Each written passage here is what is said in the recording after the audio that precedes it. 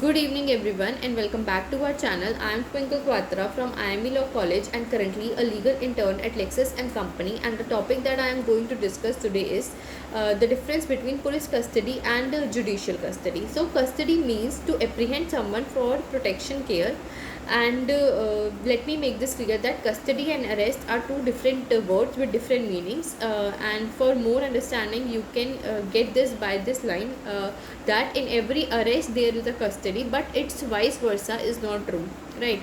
Now just come to the point, the difference between police custody and judicial custody.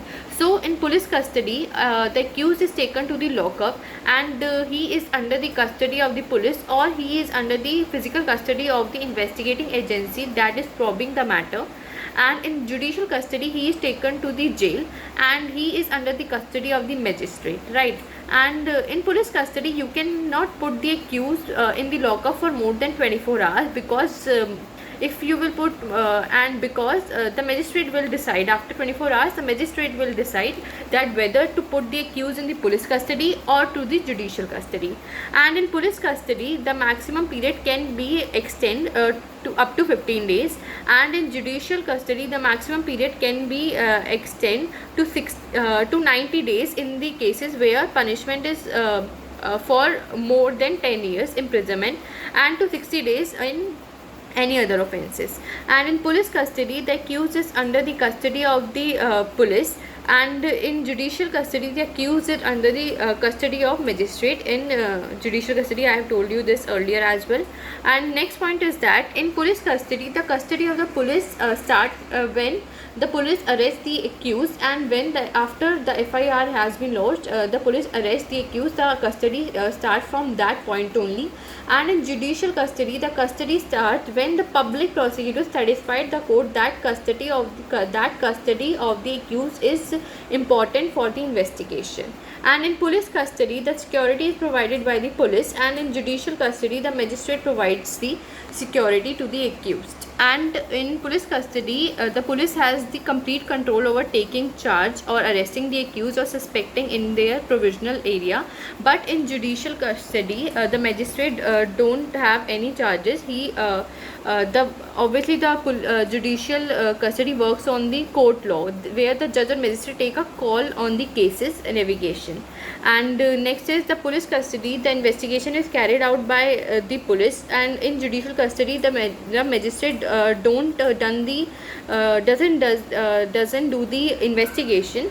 He just take the interrogatory report and hearing in the trial court. He just take these two things and then decide. And the last is that strong charges are put in police custody, but if the accused is proved not guilty, then this police charges that are the charges put by the police can be removed. If the in the judicial custody they can be removed if the accused has been proven not guilty.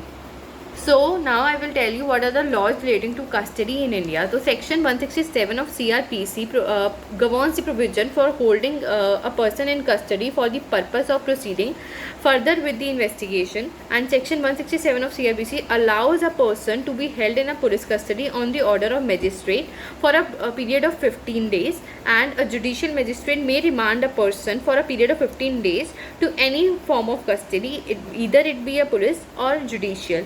And an executive magistrate may order to extend the period of custody up to 7 days only. A person may be held in police custody or judicial custody. Police custody may extend up to period of 15 days that I have told you, and it is the date from the custody begins, where the judicial custody may extend to the period of 90 days for the crimes which entails life imprisonment or death punishment, or imprisonment for a term of not less than 10 years, and 60 days for any other crime. So, and the magistrate has the authority to remand the person into the police custody or judicial custody, and the detaining authority may be changed during the pendency of detention, provided that a total time period of custody does not extend 15 days. If a person is transferred from police custody to judicial custody, then the number of days the person has served in police custody are deducted from the total time that is remanded to judicial custody. So if accused is shifted from police to judicial custody, then the days will be subtracted, and then the time will start. So this was it for this video, and I hope you liked it. And if you have any doubt, you can comment me down below, and keep liking, keep sharing, and subscribe to our channel. Thank you.